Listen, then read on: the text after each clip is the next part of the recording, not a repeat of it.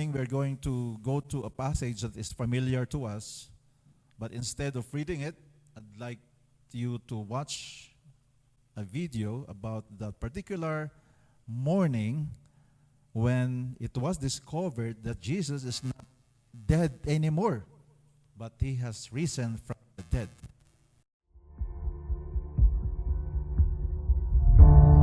In the dim light of dawn, the city of Jerusalem lay shrouded in silence, its streets bearing the weight of the recent events just days before.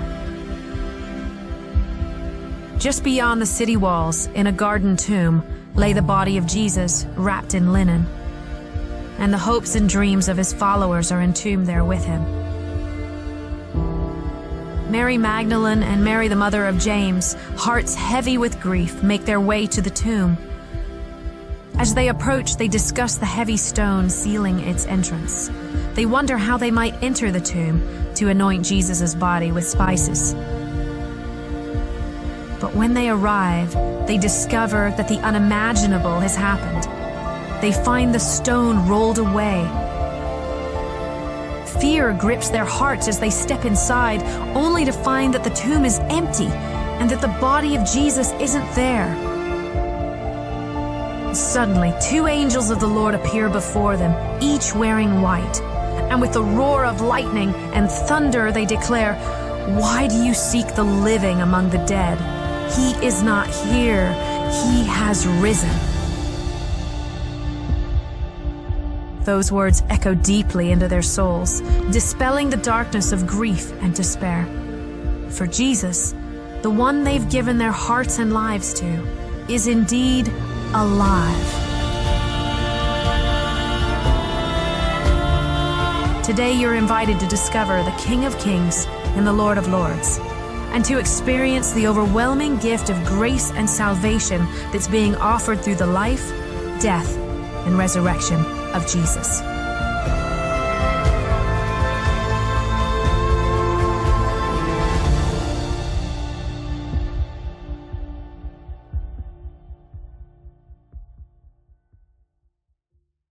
Obviously, today is the last day of our message series, The Journey to the Cross. For 4 weeks, we have been following Jesus as his last days here on earth when he was here for the first time. If you remember, we journeyed with Jesus when he was arrested. And of course, we discovered that he was in control all along.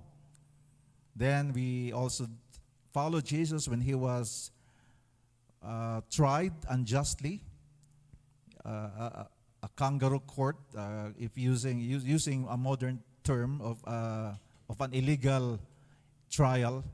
Jesus went through that, but it reminded us again that Jesus is in control actually, because he is obeying what has been purposed for him to go to the cross, that we might be saved.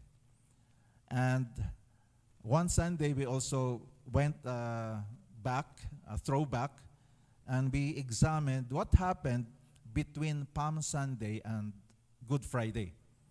So we found out that human beings, we have our own agenda. Sometimes our agenda would be different from God's plan. But thanks be to God, ang ating Panginoon na hindi pwedeng kulitin natin at baguhin yung kanyang plano. Ang plano niya ay para pa rin sa kabutihan natin.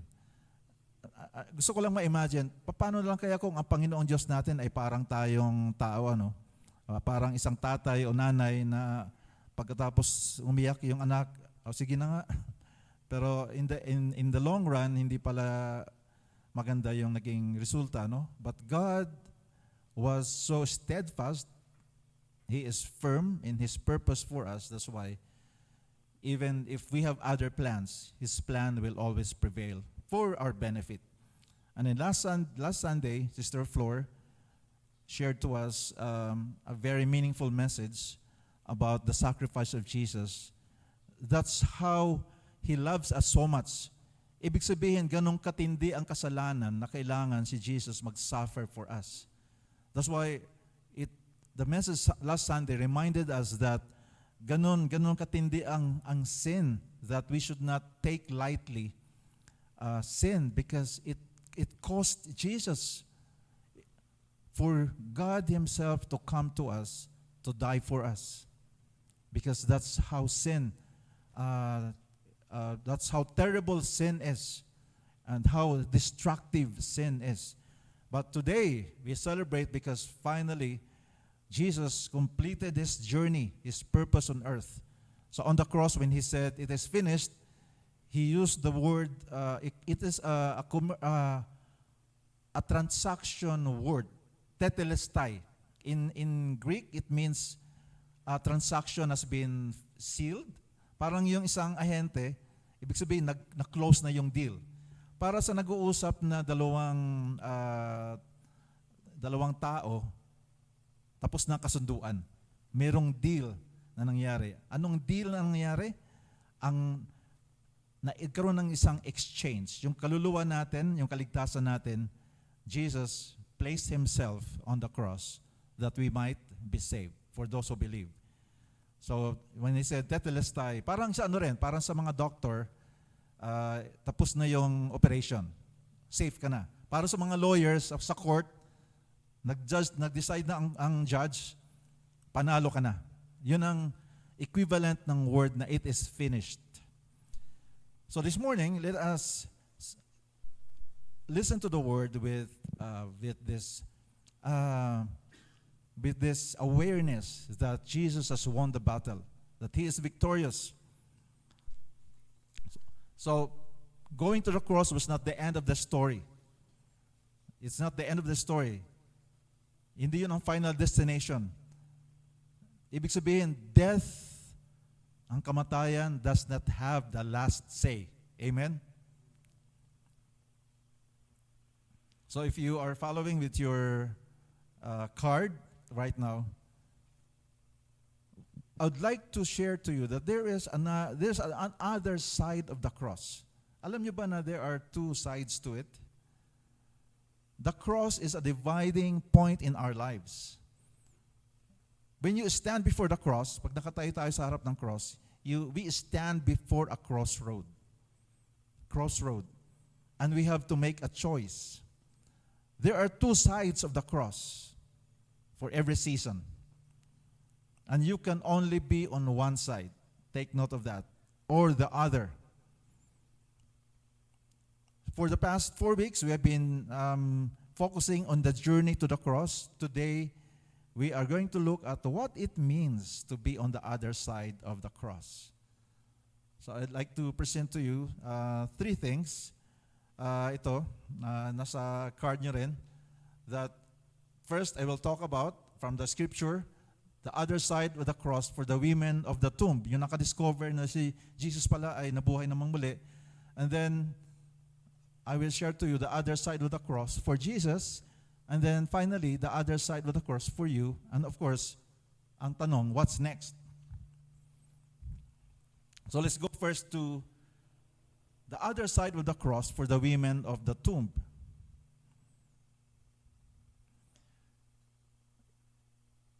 Sa mga women dito, hindi pa kayo natutuwa na ang unang nakadiscover na nag-resurrect si Jesus ay mga babae? Para sa mga babae, gusto ko lang ma-encourage sa mga women. Ano ba yun? Is it significant that the first people who discovered Jesus, that Jesus is alive, are women? Not to bring you up more than where you are. Pero isn't it reassuring? And it was recorded. Mga women lahat. So I'm not preaching about women, but of course last month we celebrated yung Women's Month. And somehow I failed to greet you from the pulpit. So ngayon, bawi ako sa inyo. So yung mga women, thanks God for women. And the first people to discover that Jesus is alive were women. Sino ba itong mga women? These are the women who had followed Jesus from Galilee to care for His needs. So alam na natin, nalaman uli natin, hindi lang 12 ang kasama ni Jesus, hindi lang 12 na lalaki, meron pang iba. Tapos meron ding mga women who were taking care of the needs of Jesus and the apostles journeying with him. These were the women who watched from a distance as Jesus hung on the cross. These were the women who followed Joseph of Arimathea to the tomb and saw where they buried Jesus. And these were the women who rose early on Sunday morning and they brought spices to anoint the body of Jesus. Or so they thought.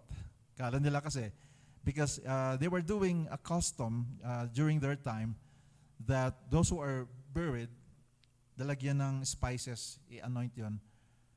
And they were there to fulfill it. Instead, they found an empty tomb with a stone rolled away. Ang libingan ng araw, hindi yung parang sa panahon natin ngayon na naghukay sa lupa tapos yung 6 feet below the ground. Noon parang pinagawa yun na parang cave ang itsura, and then it is covered by a large stone. Ganun ang tomb ng araw. And if you remember the story in the Gospels, that this tomb was owned by Joseph of Arimathea. Joseph was a member of the Pharisees. At siya ay naging follower ni Jesus, silang dalawa ni Nicodemus. Remember Nicodemus? So si Joseph, he was a wealthy member of the Pharisees, and a Jesus follower, publicly went out with boldness at hiniling nila kay Pontius Pilate kung maaaring payagan sila na sila na ang kumuha ng katawan ni Jesus para sila ang mag-handle ng burial. So, pagdating nila, ang mga women doon sa tomb, as I said earlier, and we read also, and we watched the video, bukas na. Tapos, hinimatay yung mga guard na nilagay ng Roman Empire. By the way, yung mga Roman soldiers, they are not easy to be frightened. Mga sanay sa gera ang mga to. Ang mga Roman soldiers ay highly trained. Kaya hindi sila basta-basta yung hihimatayin. Kaya sila hinimatay kasi ang na-encounter nila isang pambihirang experience. And there was a mighty angel sitting on the tombstone. So the women, they have arrived on the other side of the cross. So, ang question ngayon is, what did the other side of the cross mean for the women? I'm going to present to you 3 words that will sum up the experience of these women. First is joy. First word is joy mixed with fear. You can find it in Matthew 28, verse 8. Here, the angel reassures the women that Jesus has risen. So, what happened later? They leave the tomb afraid yet filled with joy to tell the disciples.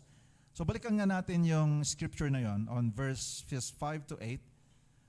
The angel said to the women, "Do not be afraid, for I know that you are looking for Jesus who was crucified.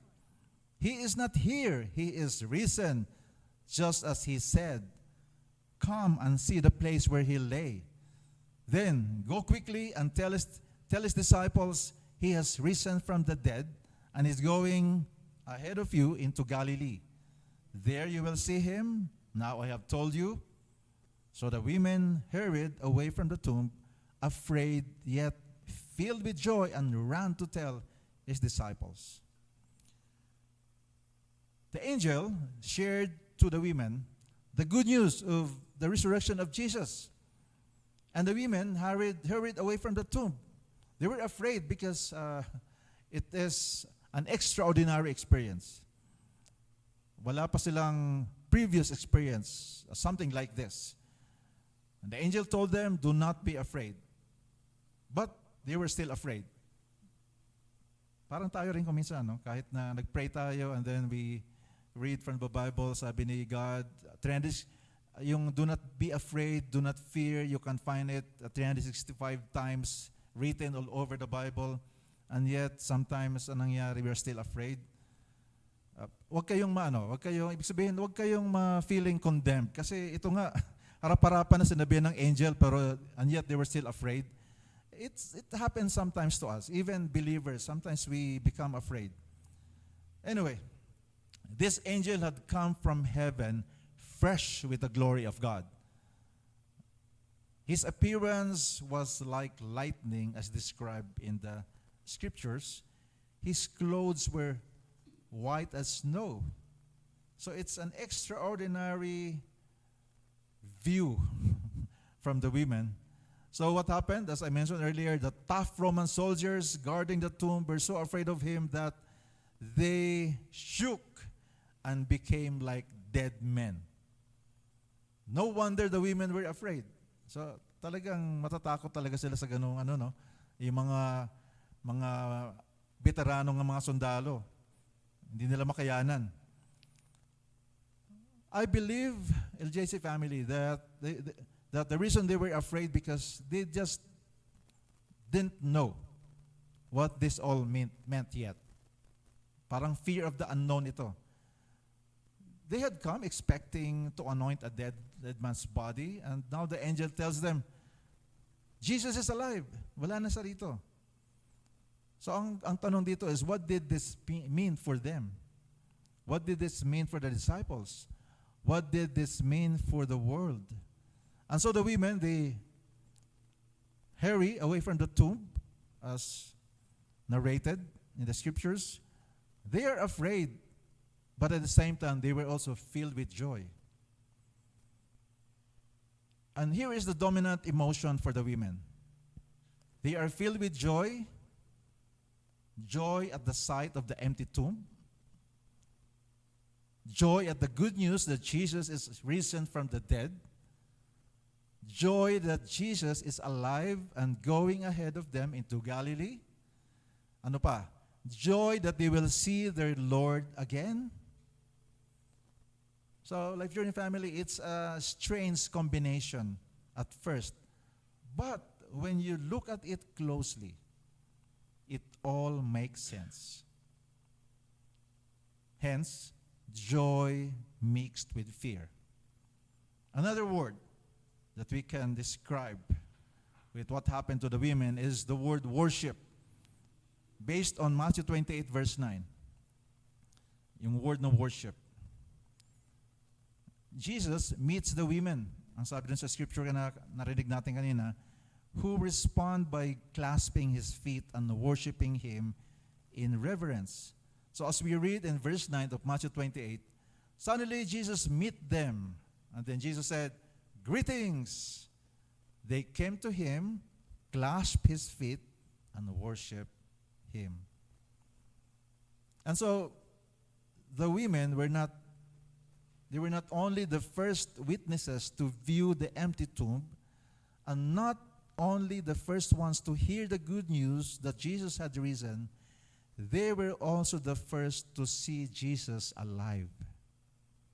Kaya nga, women, magsaya kayo. Can you imagine their whole world has just been turned upside down? Can you imagine? Can you imagine yourselves, you are the women, nagpunta lang kayo doon, sige, anoint natin yung katawan ng ating Panginoon na namatay. And then, here you are. Something unexpected, totally unexpected. So now they are running to tell the disciples the good news when Jesus himself meets them on the way. Kasi sabi ng angel, go, tell the brothers, tell the disciple of Jesus with what happened. And then, along the way, ang nangyari, na-encounter nila si Jesus, and Jesus said, "Greetings." Parang isang normal na araw lang. Why? Because on the other side of the cross, this is the new normal. On the other side of the cross, Jesus is alive. Amen? Every day is good news. Kaya nga tayo, para sa atin, every day actually is resurrection, is a reason to celebrate the resurrection power, the resurrection of Jesus, because we are on the other side of the cross already. Jesus greets us every day with His power, with His love and forgiveness. Amen. So, remember that, LGC family. Every day, yun ang greetings ni Jesus. Greetings.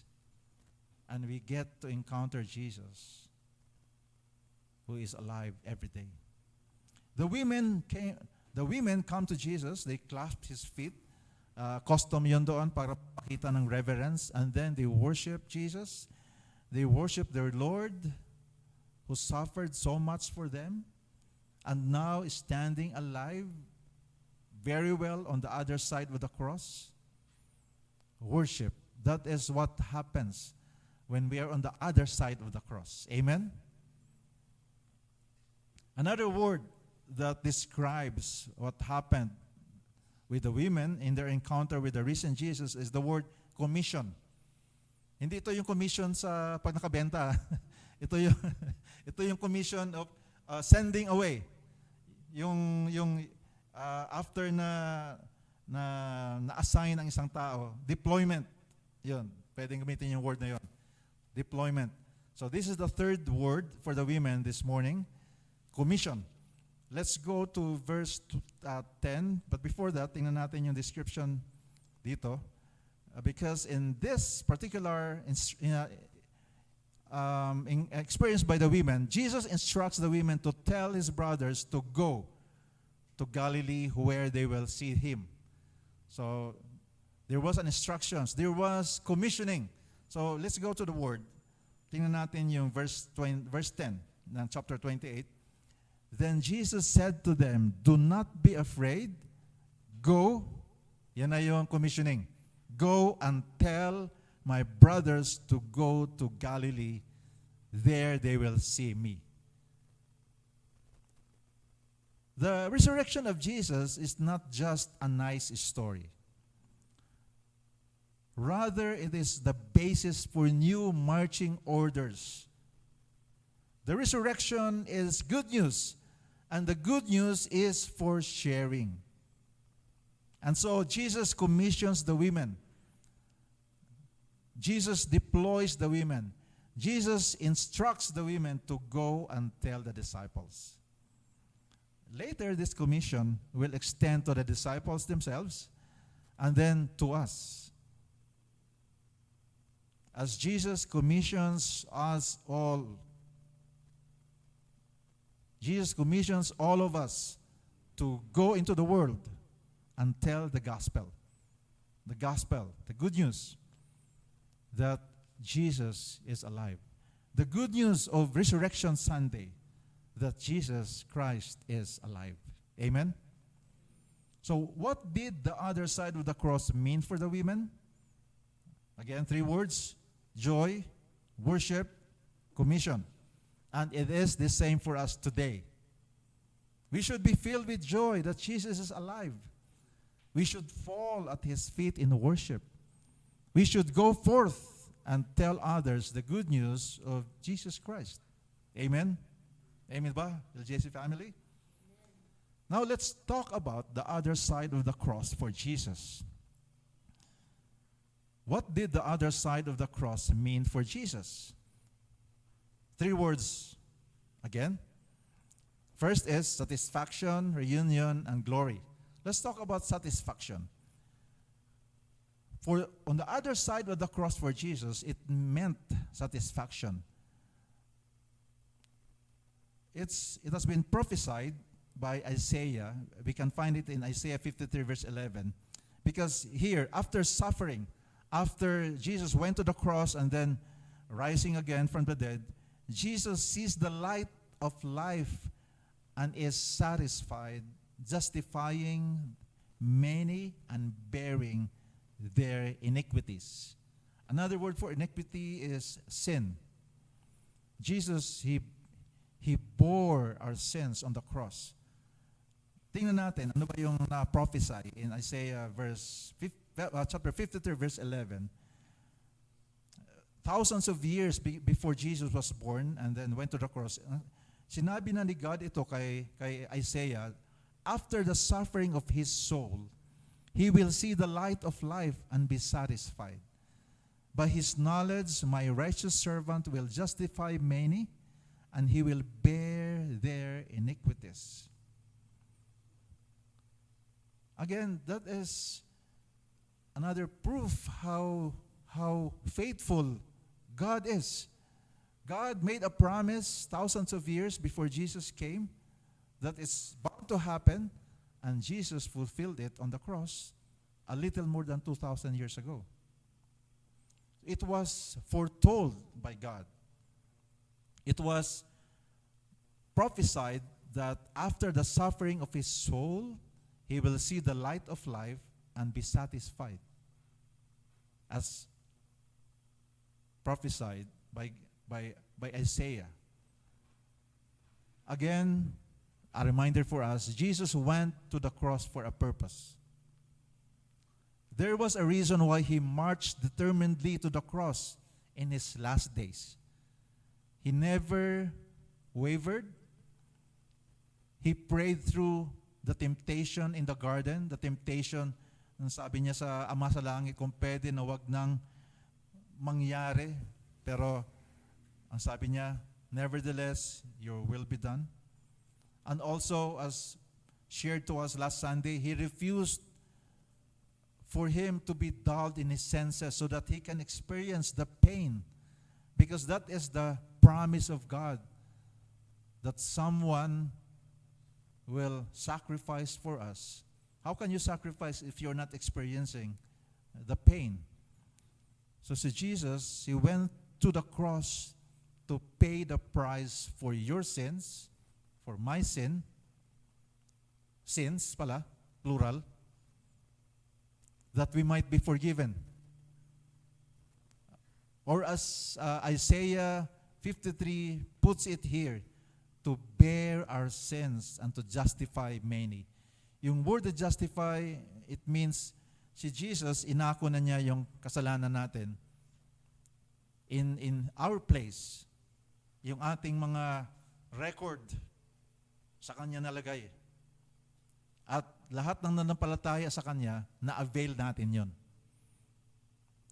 So, and now at the other side of the cross, Jesus sees that His work has been accomplished. Kaya nga kanina, remember when I quoted yung sinabi ni Jesus, it is finished, tetelestai, accomplished. And then when He rose again from the dead, yun na, kumpleto na. Jesus looked across the full scope of human history and saw the countless lives that would be saved by His sacrifice. And He was satisfied, deeply, richly, fully satisfied.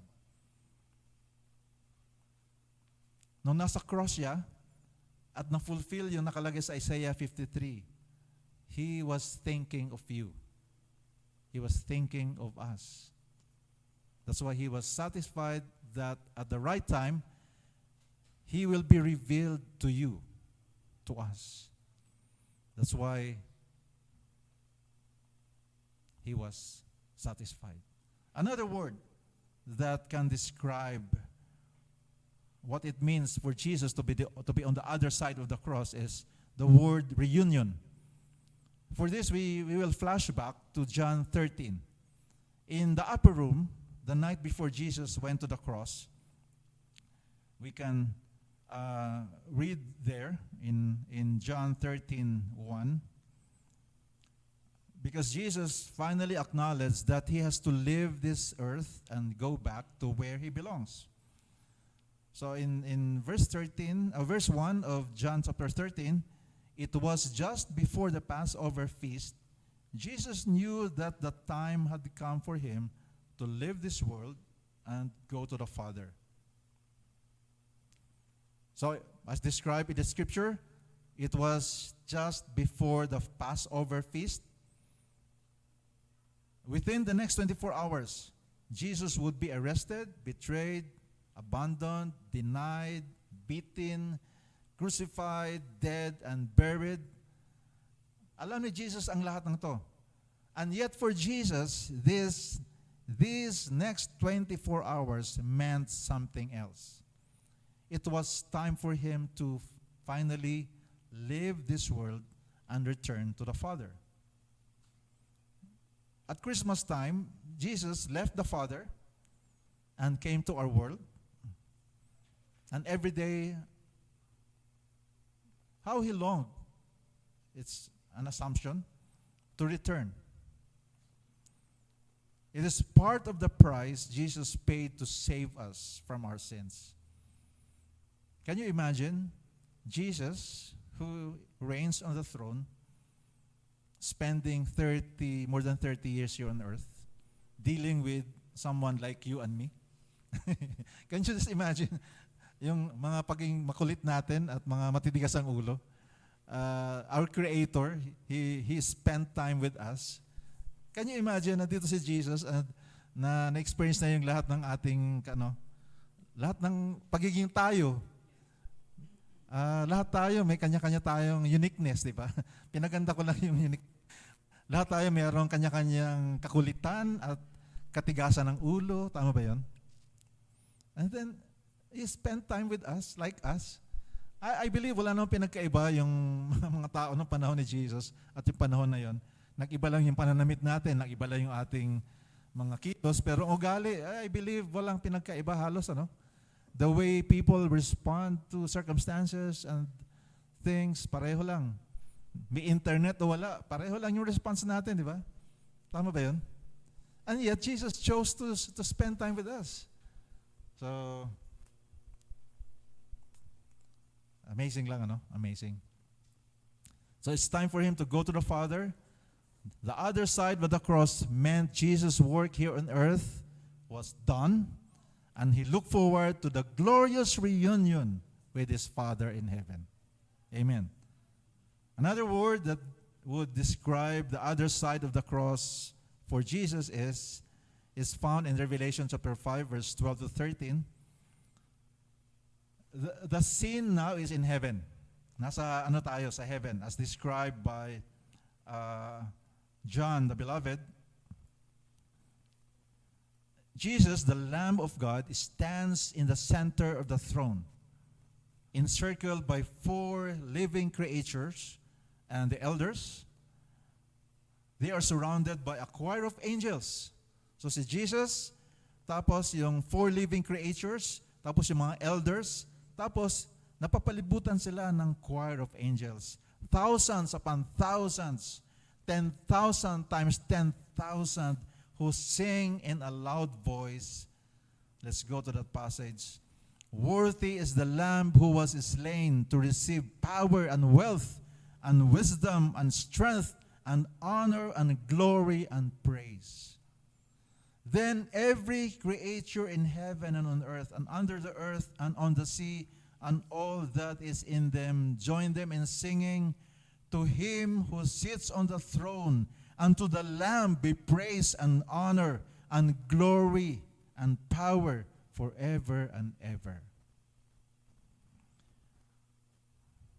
Beloved, the Jesse family, for Jesus, the other side of the cross meant glory. It meant honor and praise in heaven. His sacrifice will never be forgotten. It is the theme of all heaven's songs. He is worshipped forever as the Lamb who was slain, who is worthy to receive power and wealth and wisdom and strength and honor and glory and praise. Again, what does the other side of the cross mean for Jesus? 3 words: satisfaction, reunion, glory. Hallelujah. Now, let's go to the other side of the cross for you. The other side of the cross for you, for me. There's one other aspect of the cross we must look into this morning. Beloved, the JC family, it is important to see what the other side of the cross meant for the women, as they were the first witnesses of Christ's resurrection. Of course, it is important to see what the other side of the cross meant for Jesus, as He is the whole reason we are celebrating Resurrection Sunday. But it would be wrong to let you go this morning without reminding all of us what the other side of the cross means for each one of you, for me also. Once again, 3 words, LJC family. 3 words tayo lahat ngayong umaga. Salvation, perseverance, resurrection. First of all, salvation. We will find it in John chapter 3, verse 18. It says about the salvation in Christ. In John 3:18 it says, by the way, ang John 3:18 is just a few verses away from John 3:16. Remember? Kaya last Sunday, I challenged you to memorize John 3:17 also. So ngayon, idagdag natin John 3:18. Amen ba? Pwede ba? Are you accepting the challenge, Life Journey family? John 3:18. Whoever believes in Him is not condemned. Probably basahin natin to together. Can we read together? This is a very powerful passage. 1, 2, 3, go. Whoever believes in Him is not condemned, but whoever does not believe stands condemned already because he has not believed in the name of God's one and only Son. Well, I'd like to believe that all of us here, we have placed our faith on Jesus, so we can avail of the first part. Amen? Amen ba yun? Tayo lahat dito, we are Jesus followers, di ba? So lahat ng born-again persons, doon tayo mag-dwell sa taas. Whoever believes in Him is not condemned. So palitan natin ng whoever with your name. Ako na lang, sample. Vio believes in Jesus is not condemned.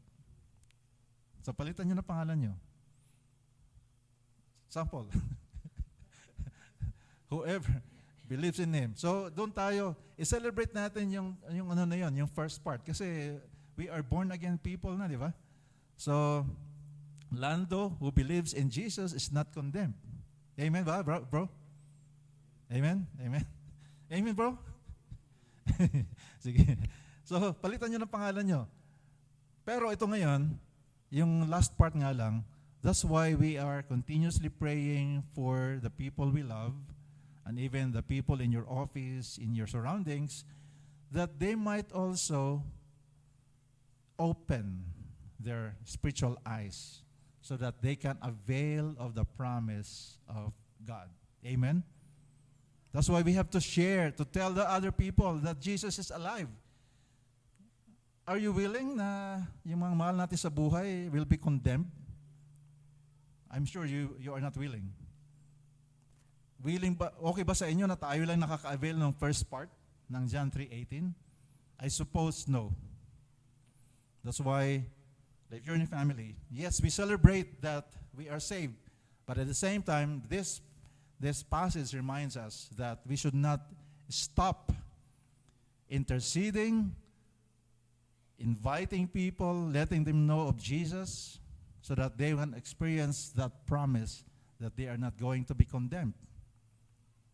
Ibig sabihin, on the other side of the cross, there is salvation for us.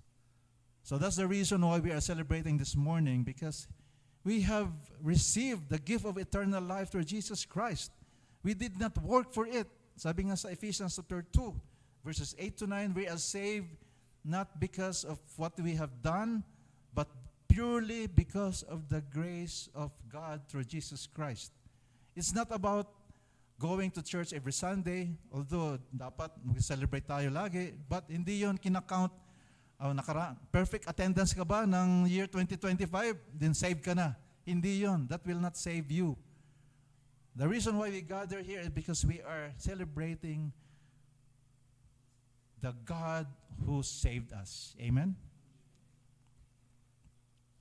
Kaya, that brings us to the other word.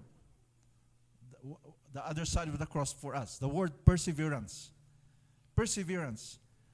The moment you receive Jesus as your Savior, then this second word takes on new meaning for us. Yung word na perseverance. In Hebrews chapter 12, verse 1 to 3, We are encouraged to run our race with perseverance, to fix our eyes on Jesus who endured on the cross. Kagabi, dito, we were reflecting on the message last Sunday. We were reminded powerfully that what Jesus did on the cross is something very, very unimaginable. We cannot comprehend His love for us. And so, na-remind kami kagabi na, and yet, we have that audacity na magkalat-kalat. Magkalat. Although alam na natin na we should not allow ourselves to join the chorus of this world, to live lives that are not glorifying God, because what He did is something beyond compare. And so, that's why the exhortation in Hebrews chapter 12, verse 1 to 3 goes like this. Can we read together? Yung sa first part. Yung ba ito. 1, 2, 3, go. Let us run with perseverance the race marked out for us. Let us fix our eyes on Jesus, the author and perfecter of our faith, who for the joy set before Him endured the cross, scorning its shame, and sat down at the right hand of the throne of God. Consider Him who endured such opposition from sinful men, so that you will not grow weary and lose heart. In essence, yun yung pinag-usapan natin kagabi dito eh. Yung Hebrews 12, verses 1 to 3. I-consider natin yung ginawa ni Jesus sa cross. Grabing ginawa niya. So therefore, wag tayong panghinaan, mag-persevere tayo kahit na napaka-challenging ng ating tinatahak. Let us fix our eyes upon Jesus, the author and perfecter of our faith. Amen? Kasi kagabi parang na kami, oo nga no, and yet nagiging careless tayo sa grace ni Lord, nagiging negligent, parang lumalabas na baliwala lang yung kanyang sacrifice na ginawa sa cross. Of course, tapos na yung ginawa niya, no? Hindi natin pwedeng bayaran yung ginawa niya, pero ang sabi nga sa Romans chapter 12, ang ating magagawa lang is to offer our lives as a living sacrifice. We cannot pay anything to Jesus with what He did. The only thing that we can do is to offer our lives as a living sacrifice to Jesus. Everything that we do becomes an act of worship. So that is the other side of the cross for us. Perseverance. So wag tayong panghinaan ng loob. Tuloy lang. Tuloy lang tayo. And the final word for us on the other side of the cross is the word resurrection. The Lord will return, and the dead in Christ will rise first. Believers will be caught up to be with the Lord forever. Resurrection. Alam nyo ba na tayo rin, we will experience resurrection. Let's read 1 Thessalonians chapter 4, verse 16 to 18. For the Lord Himself will come down from heaven with a loud command, with the voice of the archangel, and with the trumpet call of God, and the dead in Christ will rise first. After that, we who are still alive and are left will be caught up together with them in the clouds to meet the Lord in the air, and so we will be with the Lord forever. Therefore, encourage each other with these words. Jesus is going to come again for us. So, for us as Jesus followers, we should not be afraid of death, because death is no longer the end. Before Jesus died on the cross, death is the end. But when Jesus died on the cross and rose again from the dead, death is no longer the end, but it's just the beginning. Amen? That is true for a Jesus follower. Jesus conquered sin, He conquered death and hell on the cross, and on the other side of the cross, there is resurrection and eternal life in God's presence. Amen? Life Journey family, there are two sides of the cross. The question is, which side are we this morning? So that brings us now to the what next question. So if there are two sides, ang tanong, nasaan tayo? Of course, I believe that we are on the other side, yung na-describe na sa atin. Ano yung three words na describe sa atin? Salvation. Then we have perseverance because we have the Spirit with us. And because we have received Jesus Christ as Lord and Savior, then we have resurrection coming. Amen? So that is what we have. So, let's go to Romans 6:23. Romans 6:23. It says there, for the wages of sin is death. Ano lang to, para ma-appreciate natin ang nangyari sa atin.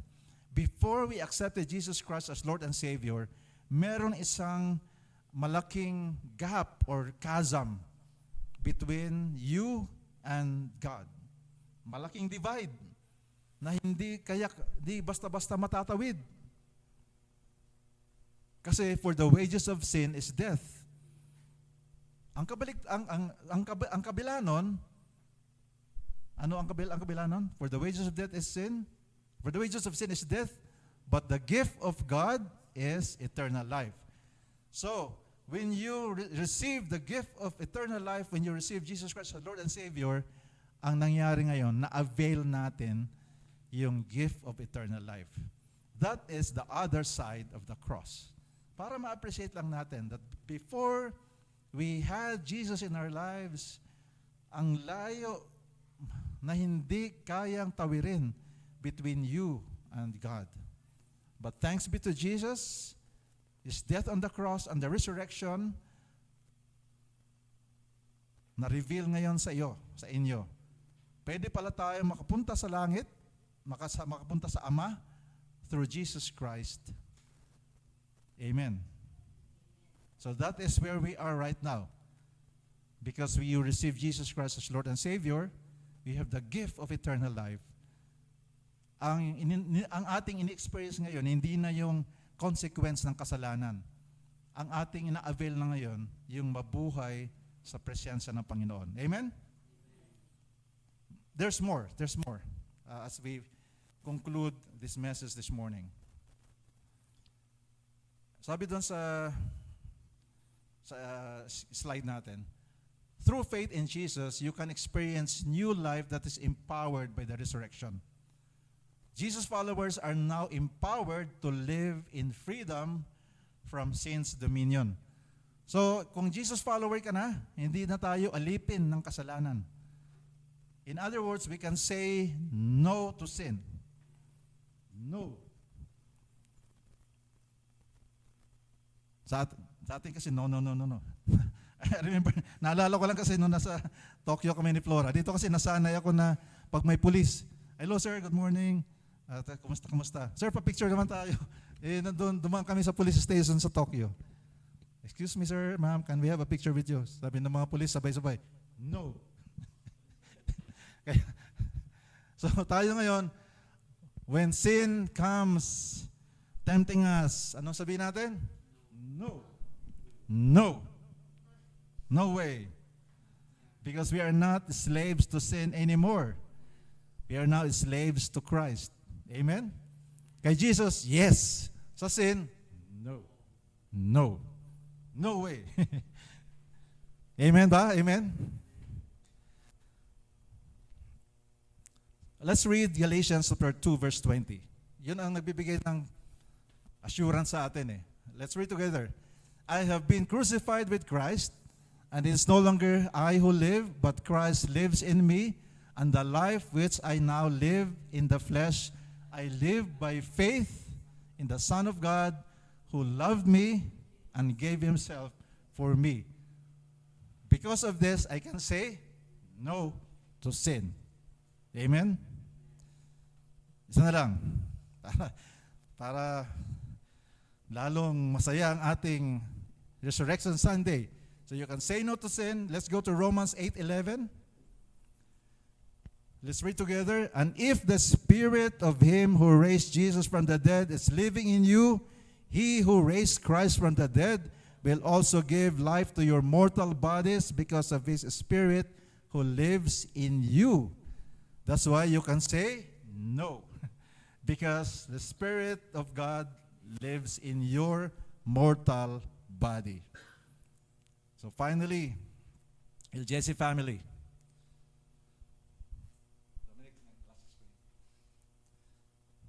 I invite you here on site and online. Choose to experience victory over sin daily, every day by your experience of Jesus Christ. Amen? Let's all stand up. After my prayer, kantahin natin yung washed with all the action. Sige, let's pray. Father, we thank you, Lord, for the victory of your Son, Jesus, on the cross. Thank you, Lord, that because we are now on the other side of the cross, we have now, O God, salvation. We can persevere. And there is something we can look forward, that is our own resurrection in you. Thank you, God, that a time will come that we will experience, O God, your presence 24/7, continuously, O God. Thank you, God, that right now, even if we are still waiting for that time for you to come again, we can choose to live a life that is filled with victory no matter what.